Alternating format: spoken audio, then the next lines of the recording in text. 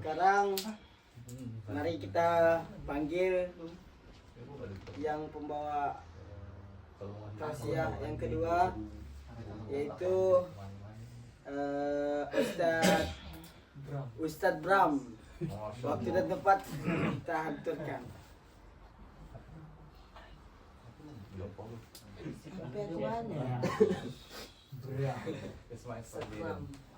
Bismillahirrahmanirrahim. Assalamualaikum warahmatullahi wabarakatuh. Waalaikumsalam warahmatullahi wabarakatuh. Innal hamdalillah nahmaduhu wa nasta'inuhu wa nastaghfiruh wa nu'minu bihi wa natawakkalu alayh wa na'udzu billahi min shururi anfusina wa min sayyiati a'malina. Man yahdihillahu fala mudilla lahu wa man yudlilhu fala hadiya lahu. Ashhadu an la ilaha illallah wa ashhadu anna Muhammadan abduhu wa rasuluhu la nabiyya ba'dah. Qala Allah Ta'ala fil Qur'anil Karim, a'udzu billahi minasyaitonir rajim. Qul law kana al-bahru midadan li kalimati rabbi lanafida al-bahru qabla an tanfada kalimatu rabbi walau ji'na bimithlihi madada. Wa qala nabiyyuna sallallahu alaihi wasallam. Hadirin jamaah yang dimuliakan oleh Allah Subhanahu wa taala. Amin ya Allah. Amin ya Allah. Duduknya saya di sini karena dikasih kursi. Ya, betul. Kalau nggak dikasih kursi dia berdiri. Maaf tidak lucu. Karena yang lucu itu lisan mengatakan saya tidak mau berbuat dosa, tapi perbuatan melakukan dosa. Allah. Jadi hadirin yang dimuliakan oleh Allah Subhanahu wa taala.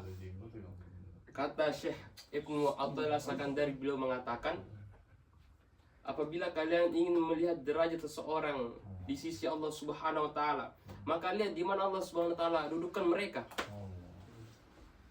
Apabila Allah dudukkan mereka di majelis-majelis yang mana dalamnya tidak dibicarakan tentang kebesaran Allah Subhanahu wa taala, tidak dibicarakan tentang sedikitnya tentang agama, maka Allah itu lagi uji dia. Lagi dilalaikan dengan perbuatan yang sia-sia. Betul. Begitu juga dan sebaliknya. Begitu juga dengan sebaliknya. Apabila Allah Subhanahu wa taala dudukkan seseorang di mana ini majelis yang dalamnya ini membicarakan tentang kebesaran Allah Subhanahu wa taala, yang mana dalam majelis ini diingatkan lagi tentang perkara-perkara agama, maka Allah Subhanahu wa taala lagi muliakan dia. Jadi keuntungan daripada kita buatnya majelis iman ini sangat banyak. Bukan majelis sia-sia cuma duduk dengar selesai upload, bukan. Nah, di samping bisanya kita berbicara, kita juga mendapatkan pahala. Ada satu kisah ketika di zaman Rasulullah SAW, yang mana baginda Nabi SAW ini membuat majelis ilmu. Datang satu orang pemuda. Ketika pemuda itu datang, wajah Rasulullah SAW ini ketika melihat pemuda itu menunjukkan bukan kekesalan tapi memerah.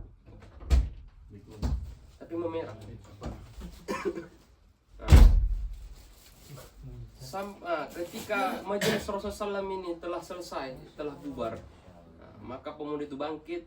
Ketika itu Rasulullah SAW melihat lagi dan wajah yang tersenyum dan wajah yang senang. Maka salah seorang sahabat memerhatikan beliau dari pemuda itu datang sampai akhir. Jadi dalam pikiran sahabat ini dia terheran-heran, kenapa ketika pemuda itu datang Rasulullah SAW menunjukkan wajah kekesalan gitu. Tapi pas dia bangun dari majelis, selesai daripada majelis, muka baginda Rasulullah langsung ceria, langsung senang. Maka sahabat ini bertanya langsung kepada Rasulullah, ya Rasulullah, diceritakan tadi semua. Maka Rasulullah menjawab, wahai sahabatku, ketahuilah, sungguhnya pemuda tadi yang datang ke majelisku, dia itu membawa dosa yang sangat banyak. Allahu Akbar. Membawa dosa sangat banyak.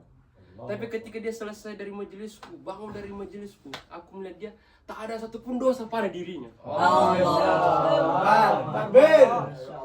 Inilah keuntungan daripada majelis yang tersebut itu, yang kita anggap sepele.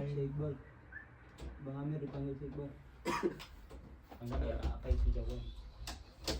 Walaupun zohirnya cuma beberapa saja yang mendengar, tapi apa ganjarannya sangat luar biasa. Masya Allah. Ini hakikatnya hadirin Allah SWT.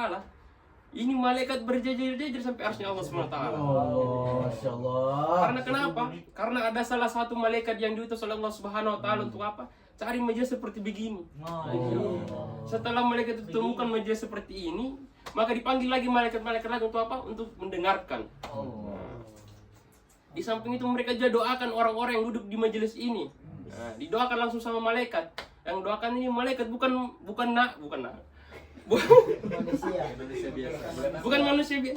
Bukan kiai, bukan ustadz, bukan syekh, tapi malaikat. Malaikat ini diciptakan tanpa hawa nafsu, tidak pernah berbuat maksiat. Bagaimana kalau orang tidak pernah buat maksiat dia meminta? Nah, bagaimana? Pasti akan dikabulkan. Sedangkan kita ini lagi didoakan. Masya Allah. Ini orang gila mana yang tidak mau duduk di majelis seperti ini? Muhammad. Ini yang patut kita syukuri. Allah masih pilih kita.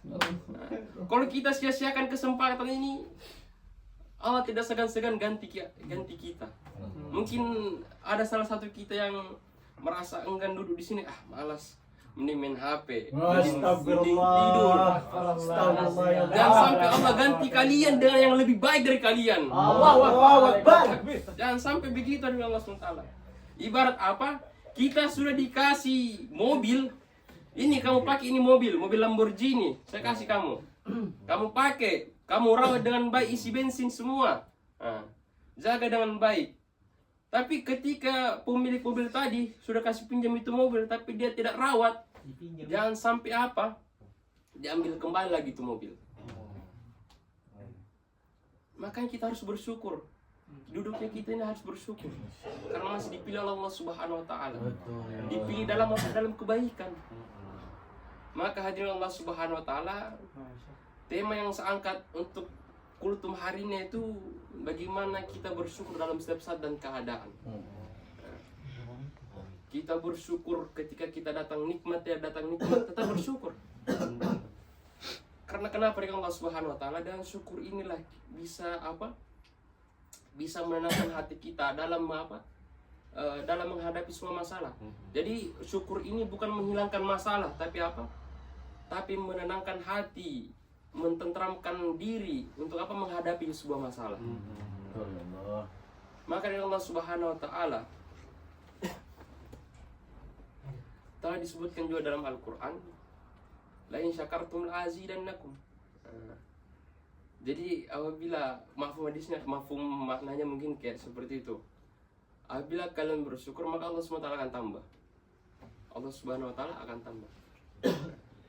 Kadang kita merasa hidup kita ini selalu kurang. Karena bukan kurangnya nikmat yang diberikan Allah SWT, tapi apa?